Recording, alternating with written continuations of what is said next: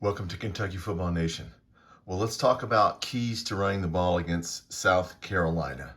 And, let's talk about the one-back set real quick for people who don't understand and think Bush Hamdan is an awful offensive coordinator. Well, you don't know football because this alignment right here is used by NFL teams, Kansas City. One-back set. Who started doing this? Bill Walsh, San Francisco 49ers, Joe Montana. Perhaps you've heard of them. We won't stay on this a long time, but that's the history of this formation with one back. So we have wide receivers. I think I got these right. I think Gilmore. I think it's Macklin, Law. Then, of course, you have McGowan, Boley, and Gilmore. And then you have your offensive line and tight end. Okay? And you're going up against the 4-3. This is what South Carolina plays. 4 down linemen, 3 linebackers, 4 defensive backs. Okay? Now, two best players on their defense are these defensive ends right here. They are really, really good. These guys haven't played well. These guys back here haven't tackled well. Now, it doesn't mean they won't start tackling well. It doesn't mean we'll beat them, but they have had problems back here tackling once you get past these first 4 guys. But these 2 guys right here are the guys we got to watch out for. Now, the key to running our offense, this one back set, is Kendrick Law, the slot or F receiver. Okay, so let's talk about him.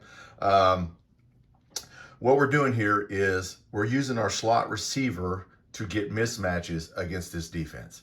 So if he's going to go out in the pattern and be a receiver, you're going to want to put a defensive back on him. If he sees a linebacker, then he can run block and we can do a run play. So how are they going to cover this guy?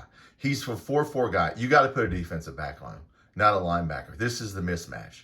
Okay, why do you see him in motion? Well, what if he goes in motion? Now, what is he going to do now? That defensive back is standing here. If he leaves to follow him, then everybody's over here, and we'll just run over here. He's the mismatch. He's the X factor. For us to have a good season, it has to start with Kendrick Law, who's an excellent run blocker. You're seeing we're starting to get the ball to him as much as we can. He's the guy. What are you putting on him? If we see a linebacker here, then we're going to want him to go out in the pattern because he's got a 4-4 speed, and none of their linebackers have 4-4 speed. And if we see a defensive back, then we say, okay, he's a light guy. He's not 225. He's a defensive back. So now we're going to run because now it's a light player, not a very big guy over here. So now maybe we run and we use him to run block. Okay, that's the one of the mismatches of this formation. Okay, Seth McGowan, he can go out he can either run or he can go out in the pattern. You see this, I keep saying we're trying to run this little wheel route and get him open over here. So there's a lot of things you can do with this formation. We got Cutter Boley. Say we want to pass protect. Okay, well, we can, if we're going to pass protect, we can use 1, 2, 3, 4, 5, 6, 7 people to pass protect for Boley. Okay, 8 if he wanted to stand, you could use 8. But you can use 7 to pass protect and try to get one of the 3 receivers, or 8. So if this is a lot of flexibility is the word I'm looking for with this offensive alignment. Okay, if you don't understand football, or I'm trying to learn. Okay, so I'm not a coach. I'm trying to learn what is the advantages of the one back set because I do not know. Okay. So the advantage is it gives you a lot of flexibility. So if Cutter Boley's gonna try and throw a pass with these 5 guys, 1, 2, 3, 4, 5, the tight end 6 and 7, you have 7 people that can pass protect for him. Now, here's a huge advantage, guys, and this is what. However many people we commit to a run play, they have to commit to a run play. So say we're going to run him and we commit 1, 2, 3, 4, 5, 6, 7. Okay. Plus 8. If we're going to do a quarterback draw, he can block. That's 8 people, or he can block. So if you commit 7 or 8 people, however many people you commit to a run play, they have to commit to the run play. That's what faces them. It forces them, forces them to change their alignment. Do we bring in a linebacker or a DB? If we do, what's going to happen? Okay. So, yes, running the ball works. I know people, I don't know if we're going to win this game, but we're going to run the ball on everybody we play. Okay, and this isn't the only formation, but this is the main formation we run out of. You won't see two backs in the game unless he's in the gun. So he's lined up about 5 yards behind him, you know, and if it's a pistol, then Cutter Boley will be about 3 or 4 yards back and he'll be behind him. That's the pistol formation. But it doesn't matter. However, whatever we do in the pass and the run, they have to try to, it's a chess match. This guy is the key. What's he doing? Is he gonna run block?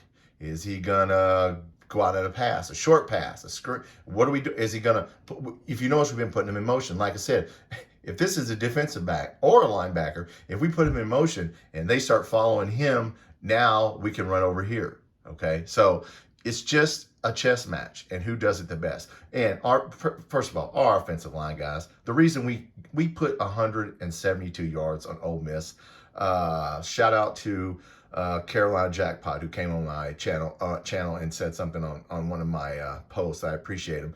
He said we can't run the ball, and I'm trying to tell him, yes, we can. Why are we running the ball so well? Because of these guys right here: Pete, Braun, Burton, Farmer, Wolfslager. I put Wolfslager, and then Caddis, and then you can run two. You can bring in another tight end, Boyer, and then and have two receivers. There's so many things you can do with this set, and there's advantages for Cutter Boley. We can max pass protect, or we can run. So that, look, you're going to see a lot of running. Okay, he's not going to sit back here. If he has to throw over 30 passes, we probably lost. Okay, unless we made a heck of a comeback, because this has to be a run game.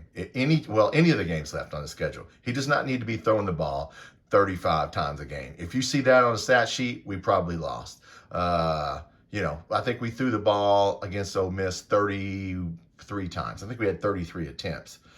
Excuse me. And so, yeah, you're not going to have 40 pass attempts, okay? We're going to have 60-40 run on these, okay? But the key is Mr. Law here. The key to the game, any game, is to, what are we doing? Is it a linebacker? Is it a defensive back? If it's a linebacker, he's got 4.4 speed. Good luck trying to cover him. If it's a defensive back, well, then we're going to have advantages in the run game. That's part of the chess match. So he is the key, and I wondered why he was important. That's why, guys, we haven't seen Stellato in the game, okay? Because this guy is so important, you're not going to see Stellato unless something happens to him. Because Stellato is his backup, okay? So rarely will you see him, and now you know why we're not seeing him in the game. I hope Macklin and Gilmore, I think I got him right. I think Gilmore's over here, the X receiver. Man, these guys really got to do something, okay? These guys got to get open. Gilmore's got to get open. And fighting one-on-one, he has not done well at all one-on-one with any cornerback. I don't care if it was Eastern Michigan, Ole Miss, Toledo. He has not done a good job, so he has to do better. We have to pass protect for Cutter Boley. He does not have to win the game. I know people are saying it's his first start and he's going to noise. And look, he's not going to be the star. The star of the offense has to be, as we always say in this offense, it has to be McGowan or Dowdell or whoever's back here. And then, yes, it can be Caddis, and yes, it can be Law. But these people, these are stars. Cutter Boley, sure. Does he have to be a star and make passes? Absolutely. But this guy is the key to the offense. And this guy surely helps a lot with illusion. So, all right, guys, look, that's my alignment of a one-back set against the 4-3. I'm not a coach. I could be wrong about half of what I just said. I don't think I am, because I kind of watched our games back to make sure I was, giving you the right information.